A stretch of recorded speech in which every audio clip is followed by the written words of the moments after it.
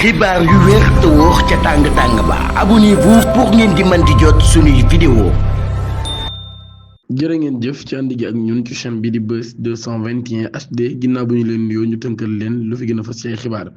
ancien footballeur international sénégalais bii di Lamine Mboup daan nay génn àdduna ci guddig 9 jàpp 10 mars 2026 bu ñu sukkandikoo ci agence de presse sénégalais bi nga xam ne nag daal daan nay cité ab proche ci ab famille daal di xam ne nag daal levée de corps bi dinañ ko amal tey jii ci talaata bi 10 mars 2026 bu 14h jotee ci hôpital Idrissa Pouye bu Grand Yoff ginnaaw bi nag ñu daal di koy denc ci Tivaouane moom mi di doomi Mamadou Issa Mboup ñu naan ko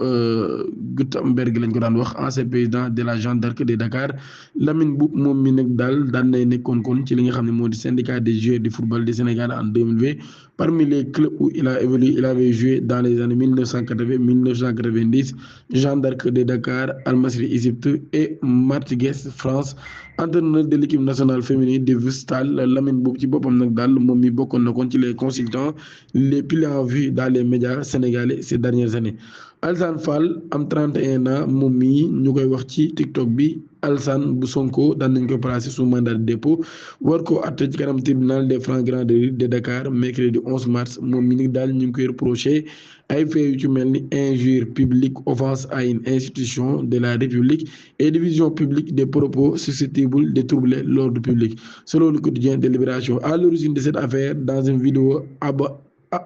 abondamment relayé sur les réseaux sociaux moom mii nag daan na yëkkati ay kàddu yoo xam nag daal jàpp na ni ay propos la jugé insultant envers les députés qui auraient trahi le premier ministre Ousmane Sonko pour relayer la coalition Diomaye Président maanaam kon daal jàpp na dafa am ay députés yoo xam ni dañoo trahir Ousmane Sonko pour dem ci coalition bi nga xam ne moo di Diomaye Président. Il avait même assumé ses propos daal di nag daal souhaité ci boppam le procureur souhaité que le procureur soit mis au courant maanaam kon nag moom mi daan nay assumé propos ba pare. daal di xam ne nag nañ ko sax yëgal procureur. Interpellé par la section de recherche, Alassane Fall a reconnu être l'auteur de la vidéo